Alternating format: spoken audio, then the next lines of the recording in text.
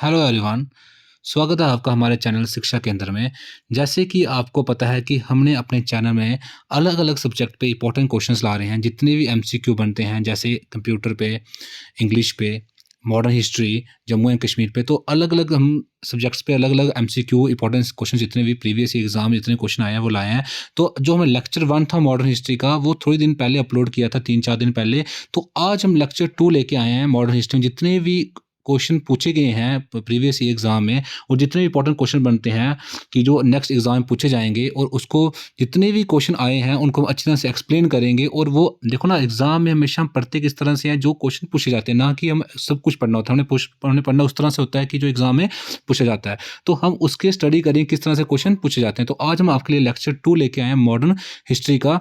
तो स्टार्ट करने से पहले सबसे पहले हमें शेयर, सब्सक्राइब और लाइक करना मत भूलिए। ज़्यादा से ज़्यादा शेयर कीजिए हमारी वीडियो को और सब्सक्राइब कीजिए। तो चलो करते हैं आज का topic start. Lecture number 2 modern history पे। क्लियर? तो प्रीवियस लेक्चर में हमने 37 क्वेश्चंस तक क्वेश्चन किए थे, तो आज हम 38th क्वेश्चन स्टार्ट करेंगे। तो 38th क्वेश्चन देखो, who is generally acknowledges as the pioneer of local self government in modern India। Clear? Local self government को जो किसको बोला जाता है, जो मॉडर्न इंडिया का लोकल सेल्फ गवर्नमेंट जो किसने स्टार्ट की थी मॉडर्न इंडिया में। A option Ripon, B option Mayo, C option Lytton और डी ऑप्शन कर्जन। तो किसने स्टार्ट की थी? वो स्टार्ट की थी रिपन ने। तो ए ऑप्शन लॉर्ड रिपन। तो लॉर्ड रिपन क्या बोला जाता है? फादर ऑफ, क्या बोला जाता है इसको? Father of local self government. Clear? क्या बोला जाता है इसको? Father of local self government. किसको? लॉर्ड रिपन को। क्लियर? तो 39th question, Lord Macaulay is generally associated for bringing dash in India.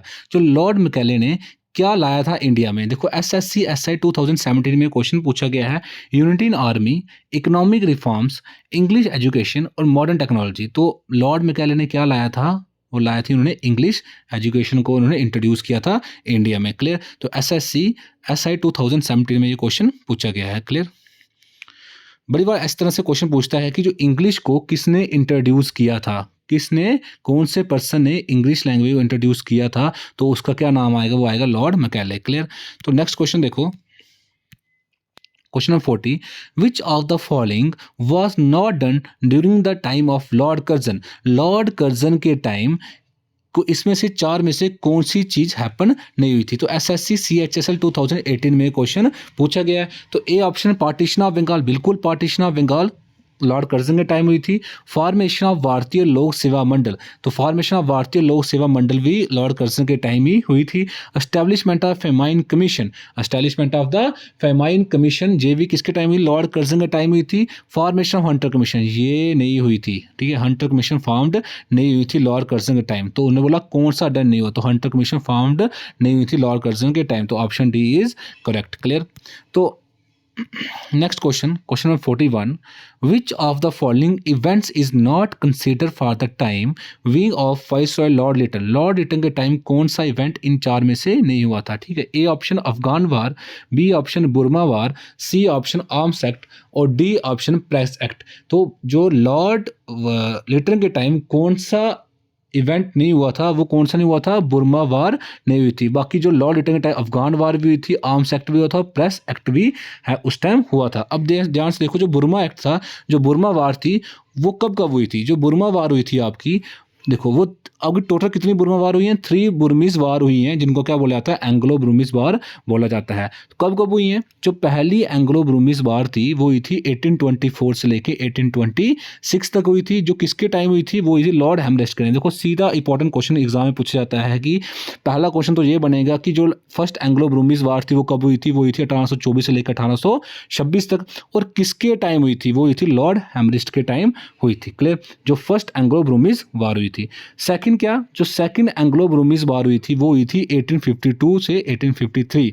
तो यहां से क्वेश्चन क्या बनेगा कि बताओ बच्चों, सेकंड एंग्लो बुर्मीज वार कब हुई थी? वो हुई थी 1852 से लेके 1853 तक। और किसके टाइम हुई थी? वो हुई थी लॉर्ड डलहौजी के टाइम हुई थी। किसके टाइम हुई थी? लॉर्ड डलहौजी के टाइम हुई थी। और जो थर्ड एंग्लो बुर्मीज वार हुई थी वो हुई थी 1885 में। वो किसके टाइम हुई थी? लॉर्ड डफरिन के टाइम हुई थी। क्लियर, ये तीनों वार इंपॉर्टेंट है और तीनों एग्जाम में पूछी जाती है, अलग अलग तरीके से पूछी जाती है हर एग्जाम में। जैसे फर्स्ट एंग्लो ब्रूमीज वार कब हुई थी या किसके टाइम हुई थी ऐसे पूछी जाएगी, या सेकंड एंग्लो ब्रूमीज वार पूछी जाएगी, थर्ड एंग्लो ब्रूमीज वार पूछी जाएगी। तो इसको आप ध्यान से पढ़ लेना।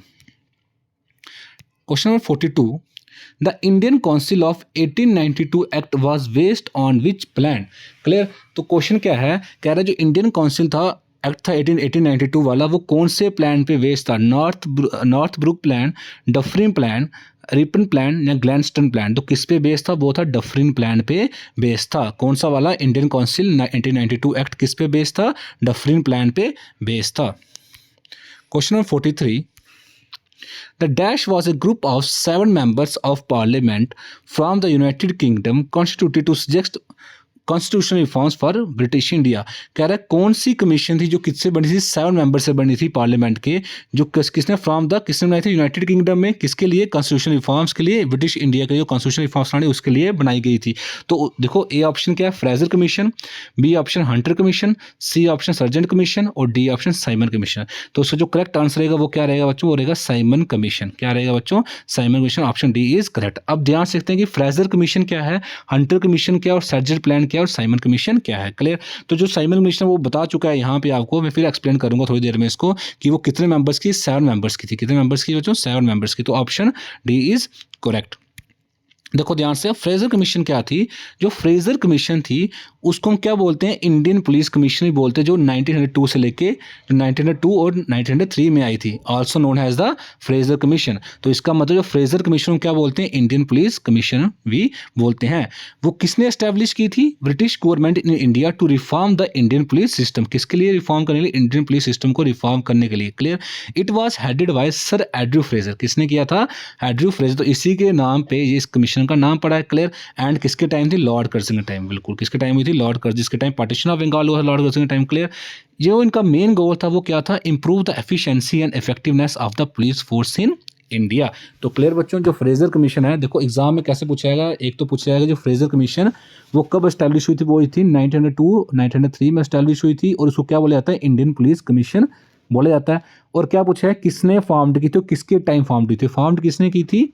Andrew Fraser. देखो जो एग्जाम पूछेगा ना, एग्जाम में वो फ्रेजर कमीशन में ऐसे पूछेगा इंडियन पुलिस कमीशन किसने फॉर्म्ड की थी, किसने एस्टैब्लिश की थी? वो किसने की थी? Andrew Fraser. क्योंकि नाम से पूछ लेगा तो हिट आपको लग जाएगी। ठीक है, हिट आपको लग जाएगी। ठीक है, पर वो पूछेगा कि इंडियन पुलिस कमीशन किसने फॉर्म की थी? वो कि एंड्रू फ्रेजर। और किसके टाइम हुई थी? लॉर्ड कर्जन के टाइम फॉर्म हुई थी। क्लियर, तो नेक्स्ट देखो हंटर कमीशन। तो हंटर कमीशन 2 हुई है, एक हुई है 1882 में, एक हुई है 1919 में। और दोनों पढ़ते हैं कि दोनों में क्या था। जो हंटर कमीशन थी 1882 की, the commission was establish on April 3 1882 and was presided over by sir William Hunter. किसने इसको प्रेसाइड किया था? कौन इसका जो प्रेसिडेंट था वो कौन था? विलियम हंटर था। जो कमीशन थी वो क्या थी? जो उसकी रिपोर्ट सबमिट की थी वो 1882 में किसके बारे में थी? Improving education in India. किसके बारे में हंटर कमीशन 1882 वाली थी? वो किसके बारे में थी? कि जो एजुकेशन को किस तरह से इंप्रूव किया जाए इंडिया में। क्लियर, जो 1882 वाली थी, आपको एग्जाम पूछेगा जो हंटर कमीशन 1882 वो किसके लिंक में है? वो किसके लिंक में है? Education in India, to reforms education in India. पर जो हंटर कमीशन 1919 वाली है वो किसके रिलेटेड थी? द हंटर कमीशन जो Hunter commission also refers to the investigation into Jallianwala Bagh massacre in 1999। जो हंटर कमीशन 1999 वाली थी वो किसके लिए? जो जलियांवाला बाग हुआ था उसको रिलेटेड ये बनाई गई थी, किस तरह से उसकी इन्वेस्टिगेशन की, कैसे कैसे वो उसमें किस तरह से घटना हुई, किस तरह से मतलब क्या काज हुआ, वो उसके लिए क्या किया था? हंटर कमीशन को एस्टैब्लिश किया था 1919 में। The commission was headed by William Hunter, Lord Hunter and included 3 members थे, चिमन लाल हरिलाल सितालवद, पंडित जगत नारायण एंड सरदार साहिबजादा सुल्तान अहमद खान। क्लियर, ये 3 मेंबर्स थे।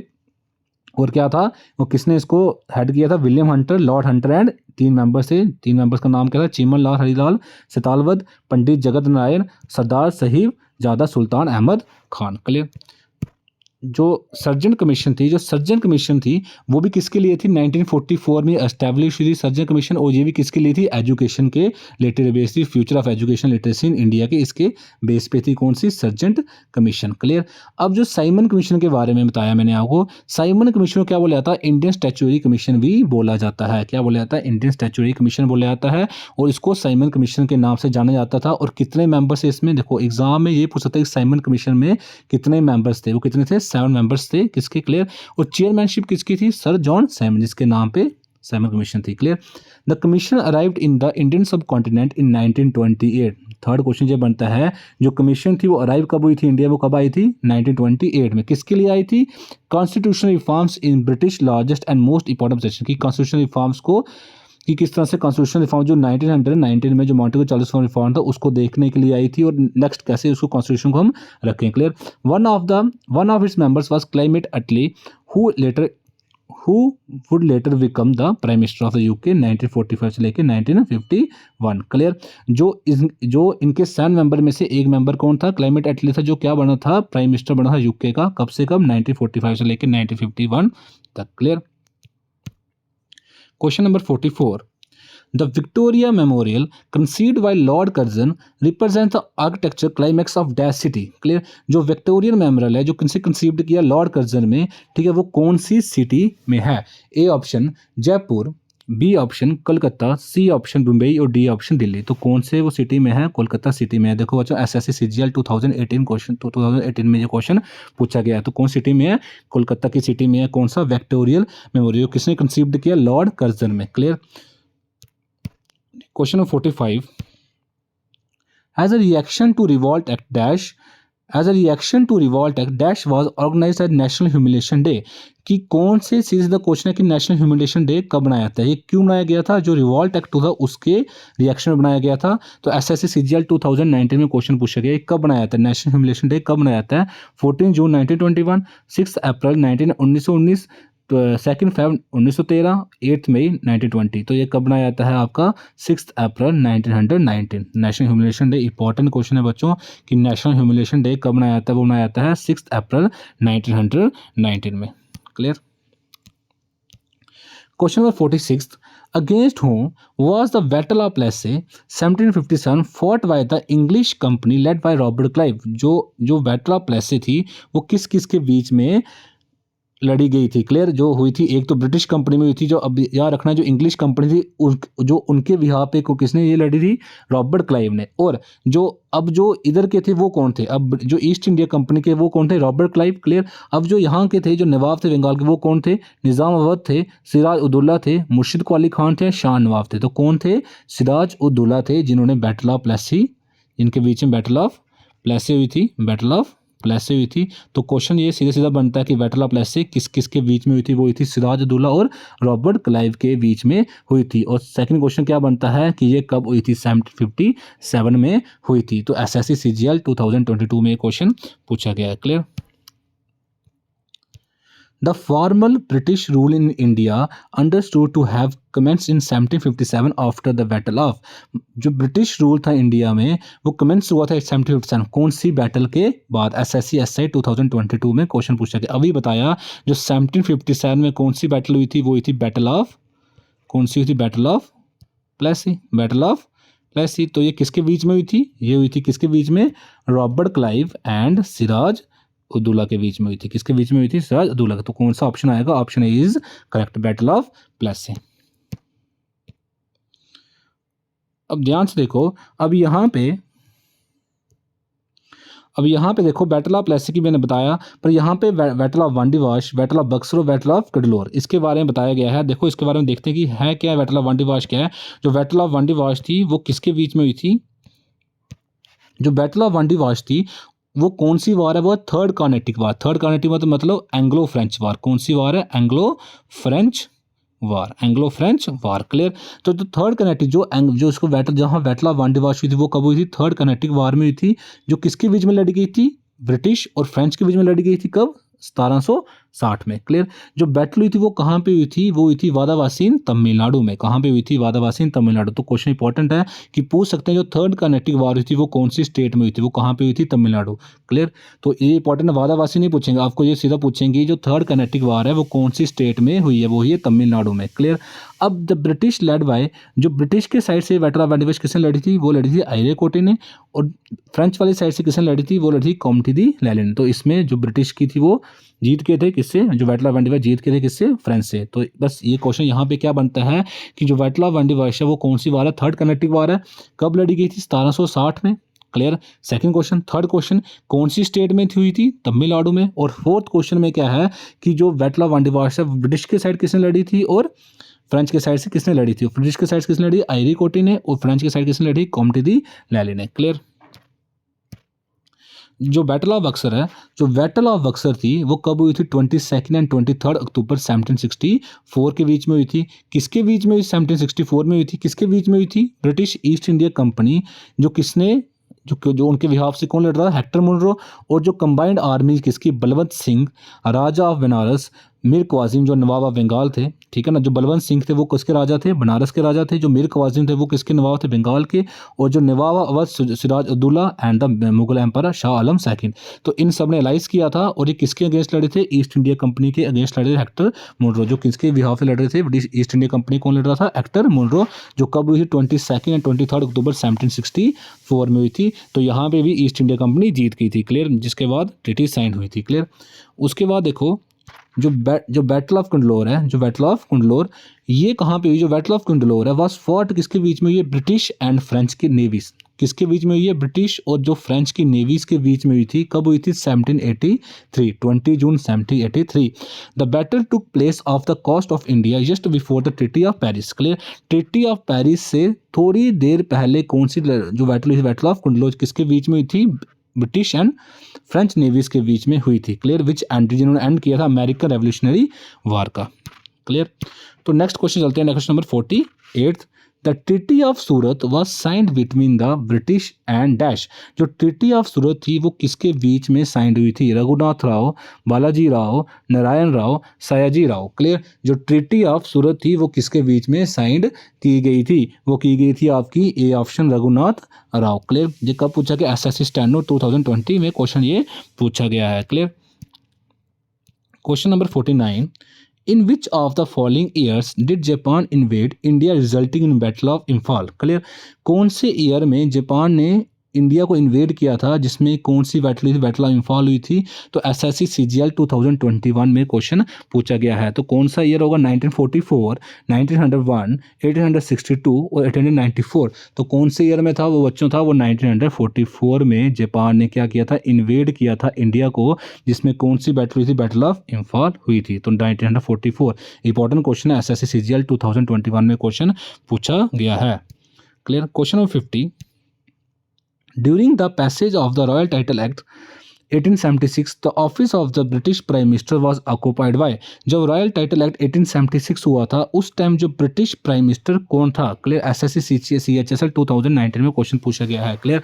ए option William Ewart Gladstone, B option Arthur Balfour, C option John Russell और डी ऑप्शन बेंजामिन डिसरेली। तो उस time कौन था, Benjamin डिसरेली उस time क्या थे, प्राइम मिनिस्टर थे। किसके टाइम, जब 1876 जब रॉयल टाइटल एक्ट पास हुआ था। क्लियर। तो क्वेश्चन 50 का क्या ऑप्शन रहेगा, option D is correct. Question 51। British East India Company defeated the, question 51, British East India Company defeated the Portuguese in the, कौन सी बैटल में ब्रिटिश ईस्ट इंडिया कंपनी ने डिफीट किया पुर्तगीज को। ठीक है। तो battle of Swally 1612, battle of Plassey, battle of Buxar, none of the above. तो कौन सी बैटल में किया, बैटल ऑफ सुवेली 1612। देखो तो ये मैंने इसमें डेट भी दे, इसका ईयर भी मेंशन कर दिया है कि बैटल ऑफ सुवेली किसके बीच में हुई थी, ईस्ट इंडिया कंपनी के बीच में हुई थी और किसके बीच में हुई थी, पुर्तगीज के बीच में हुई थी। क्लियर। जिसमें ईस्ट इंडिया कंपनी जीत गई थी और उसको बैटल को क्या बोला जाता है, बैटल ऑफ सुवेली। वो कब हुई थी, 1612 में। ठीक है। तो ये पूछ सकते हैं जो बैटल ऑफ सुवेली थी वो कब हुई थी, 1612 में। ये कब पूछा गया, एसएससी सीजीएल 2019 में क्वेश्चन पूछा गया है। क्लियर। तो question number 52। Who was the Governor General of India during the First Anglo-Sikh War? First Anglo Sikh war के टाइम गवर्नर जनरल कौन थे इंडिया के, एसएससी SI 2019 में क्वेश्चन पूछा गया है। A option Lord Cornwallis, B option Lord Hardinge, C option Lord Dalhousie, D option Lord Canning. तो उस टाइम कौन थे, लॉर्ड हर्डिंगे कौन थे उस टाइम, गवर्नर जनरल थे इंडिया के, जिस टाइम क्या हुआ, फर्स्ट एंग्लो सिख वार हुई थी। क्लियर। क्वेश्चन नंबर 53 और ये आज के लेक्चर का लास्ट क्वेश्चन है। क्लियर। तो in which of the following provinces of British India ryotwari system was introduced for the collection of taxes. इनमें से कौन सी प्रोविंसेस जो ब्रिटिश इंडिया जहां पे रोथबरी सिस्टम को इंट्रोड्यूस किया था और ये किसके लिए था, कलेक्शन ऑफ टैक्सेस के लिए। North India, south India, western India, eastern India. तो कहाँ पे इंट्रोड्यूस किया था, वो किया था साउथ इंडिया में। कहाँ पे किया था, साउथ इंडिया में। एसएससी MTS 2019 में क्वेश्चन पूछा गया है। क्लियर। अब देख लेते हैं कि अब जो कलेक्शन ऑफ टैक्सेस, जो टैक्स पे जो कलेक्शन जो ब्रिटिश ईस्ट इंडिया कंपनी या ईस्ट इंडिया या ब्रिटिश ने क्या किया था, जो टैक्सेस को कलेक्ट करने के लिए अलग अलग रीजन्स पे अलग अलग उन्होंने क्या किए थे, एक सिस्टम्स क्रिएट किए। जैसे यहाँ पे रोथ वाइज सिस्टम था, कहीं पे ज़मींदारी सिस्टम था और कहीं पे महल वाइज सिस्टम था। तो थोड़ा पढ़ लेते हैं किस तरह से थे। पहले हम रोथ वाइज सिस्टम को पढ़ लेते हैं कि रोथ वाइज सिस्टम में क्या था, किसने इंट्रोड्यूस किया था। Clear. Ryot wise system was introduced by Thomas Munro. किसने इंट्रोड्यूस किया, सबसे पहला क्वेश्चन जो एग्जाम पूछा जाता है कि रोथ वाइज सिस्टम को किसने इंट्रोड्यूस किया, थॉमस मुनरो को किया था। और सेकंड क्वेश्चन कब इंट्रोड्यूस किया था, वो किया था 1820 में। कब इंट्रोड्यूस किया था, 1820 में। क्लियर, 1820 में। जो इनके एरियाज थे, कहाँ कहाँ इंट्रोड्यूस किया था, मद्रास में, बॉम्बे में, पार्ट ऑफ असम, कौच province of British India. Clear. In Roth wise system the ownership rights were handed over to the peasants. मतलब जो रोथ वाइज सिस्टम में क्या था, जो इसके ऑनरशिप किसके, जो डायरेक्ट जो पीजेंट्स थे उनसे क्या किया जाता था, मतलब जितना भी टैक्स था उनसे लिया जाता। ये नहीं है कि उनका एक मतलब एक सबका जो पीजेंट्स का क्या किया जाता था, एक हेड बनाया जाता था, उनसे किया था। नहीं, जो जो ब्रिटिश गवर्नमेंट थी वो डायरेक्ट किससे लेती थी टैक्स, वो सीधा डायरेक्ट किससे लेती, पीजेंट्स से लेती थी। Collected tax directly from the peasants. अब इनको किस तरह से रेवेन्यू रेट थे, जो रेवेन्यू रेट से रोथ वाइज सिस्टम के 50% था। जहाँ पे क्या थी, जो लैंड क्या थी, जिनकी लैंड ड्राई थी उसका कितना था, 50%। और जिनकी इरिगेटेड लैंड थी उसमें कितना टैक्स था, 60%। Clear. Zamindari system was introduced bye, जो जमींदारी सिस्टम है वो किसने इंट्रोड्यूस किया है। क्वेश्चन एग्जाम में बहुत ही ज़्यादा पूछा जाता है कि जमींदारी सिस्टम किसने इंट्रोड्यूस किया। लॉर्ड कॉर्नवालिस ने किया है 1793 में। कौन से ईयर में किया, 1793 में, थ्रू इसको परमानेंट सेटलमेंट एक्ट भी बोला जाता है। क्लियर। और ये कहाँ पे इंट्रोड्यूस किया गया था, बंगाल, बिहार, उड़ीसा एंड वाराणसी में इसको इंट्रोड्यूस किया गया था। और इसको क्या बोला जाता है, परमानेंट सेटलमेंट सिस्टम भी इसको बोला जाता है। क्लियर। जो थर्ड वाला था वो क्या है, महलवाड़ी सिस्टम। जो महलवाड़ी सिस्टम था वो इंट्रोड्यूस हुआ 1833 में। देखो ईयर मोस्ट इंपॉर्टेंट है, सीधा पूछा जाता है। जो महलवाड़ी सिस्टम था वो कब इंट्रोड्यूस हुआ था, कौन से ईयर में हुआ था, 1833 में इसको इंट्रोड्यूस किया गया था। और किसके टाइम में हुआ था, विलियम वेंटिक के, लॉर्ड विलियम वेंटिक के टाइम हुआ था। Clear. It was introduced in central province, north west frontier Agra, frontier में हुआ था, आगरा में हुआ था, पंजाब में हुआ था, गंगा के जो जितने भी गंगा के आगे पीछे जितनी वैलीज आती है उधर हुआ था, ऑफ ब्रिटिश इंडिया। क्लियर। तो आज का जो लेक्चर है वो इधर तक ही है। क्लियर। अब इसके बाद नेक्स्ट लेक्चर लेके आएंगे जितने भी इंपॉर्टेंट क्वेश्चन हैं मॉडर्न हिस्ट्री में जितने भी आए हैं, और इन बहुत लेक्चर लेके आएंगे कि जितने भी क्वेश्चन आने वाले एग्जाम में आ सकते हैं हम उस हर एक क्वेश्चन वैसा लेके आएंगे। बस उसके लिए आपका प्यार चाहिए, शेयर, सब्सक्राइब और लाइक चाहिए। थैंक यू बच्चों, आज के लेक्चर यहीं समाप्त करते हैं।